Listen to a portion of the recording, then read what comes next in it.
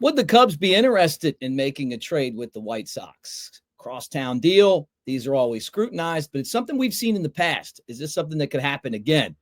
It doesn't seem like, and we're going to get into this, that the Marlins are ready to trade their former Cy Young Award winner and Eli Morgan, Tommy John surgery, elbow surgery. Looks like it's a possibility, a serious possibility. All that and a preview of the Cubs Dodgers right here on the Cubs Baseball channel. So like, subscribe, comment, thumbs up, be part of what we're doing, and let's get this party started. Go Cubs.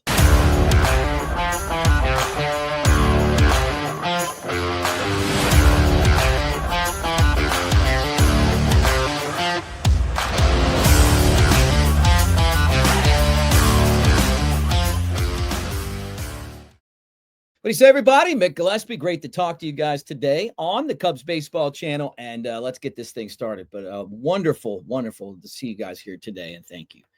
All right. I love reading Cubs on SI, one of my daily reads there. And they put out a story that was kind of interesting to me. And it was basically to try to replace Justin Steele. Could the Cubs make a deal with the White Sox? And I think of the Jose Quintana deal where the Cubs traded Dylan Cease and Eli Jimenez, a deal I didn't like. But at the time, they needed a fifth starter. They got a guy that was pretty consistent. I don't think it was in essence, a lost trade. But now Dylan Cease is one of baseball's best pitchers.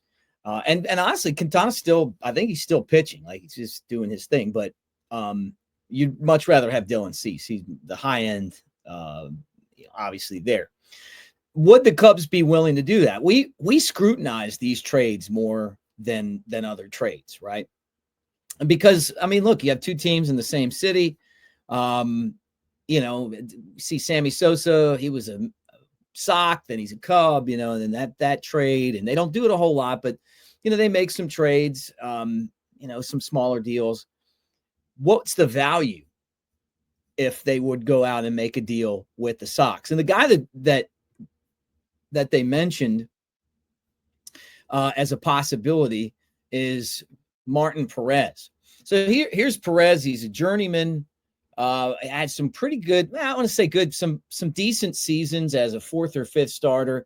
Was on Texas a long time, was an all-star there in 2022, where he ended up 12-8 and a 2.89 ERA. And by far his best season was that season in 2022, but was part of their World Series championship team as well.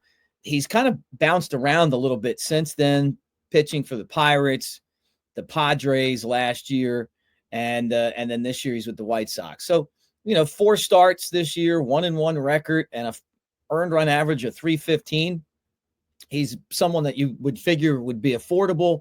The Cubs have the prospects to make this trade, but what does he really bring to the table other than just somebody else that you can throw in the rotation? Not a lot of upside, back end of his career.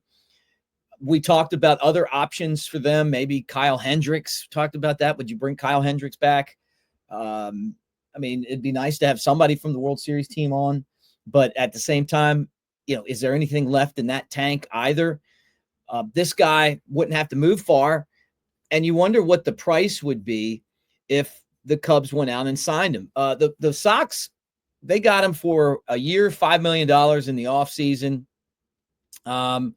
He is, like I said, kind of a journeyman type guy now, 34 years old, 13 seasons in the big leagues, 9 with the Rangers. He's thrown over 1,500 innings, and he's got a career 4.44 ERA. And nobody that you're going to look at and go, hey, man, like this guy's going to make a big difference. But at the same time, he just allows you to put somebody in there that can eat some innings up and give you a chance to win. And I think, like, when you talk about what the Cubs are probably going to be looking for, maybe that's a possibility. The White Sox are going to be looking for prospects. They're going to look for players because they need them. So, I could see a fit being there. If you're the Cubs, though, who are you giving up for this guy? You don't want to overpay like they did in that trade for Quintana. And then give up. You don't have many pitching prospects. And a lot of times teams, when they trade pitching, they want pitching back. You wonder what you'd have to give up to get him. But at this point of the season, Cubs are off to a first place start. They have played really good baseball. I mean, the incredible win Friday afternoon. They lost on Sunday in a game that was a good baseball game, and then they got the Dodgers coming back in. Now, the guy that you would think would be the biggest catch right now is former Cy Young winner Sandy Alcantara of the Marlins. Well, the Marlins are saying he's not available right now. They're not ready on April 21st to start punting on the season. That could be one of two things. You could be saying that because you're serious and you feel like, hey, look, we've got a chance. We want to go out there and try to show our fans that we're serious about contending. Or it could be just one of those moves where you say, hey, guess what? We're going to tell you that, but in all actuality, what we're really saying is you better get your pocketbooks ready because you're going to pay a lot if we're going to trade this guy. And it could be it really could be one of the two things, right? But at the end of the day, the Marlins are in a good position if Alcantara can have a decent season. Either you're contending or you're trading him. The Marlins have, again, won championships based off of like doing really well in trades. And so, we'll kind of find out what the deal is there. Interestingly enough, the Marlins, feel like they're contenders right now and hard to argue. I mean, it's April, were you ready to get out of this? Now, the other thing I wanted to get into was Eli Morgan. When the Cubs signed him or traded for him in the offseason, I thought, okay, this is going to be a guy who's really, really going to help this team. And he was coming off of a 2024 where he had a 1.93 ERA in 32 outings. With the Cubs, 12.27 in 7 appearances, and he's on the 15-day IL.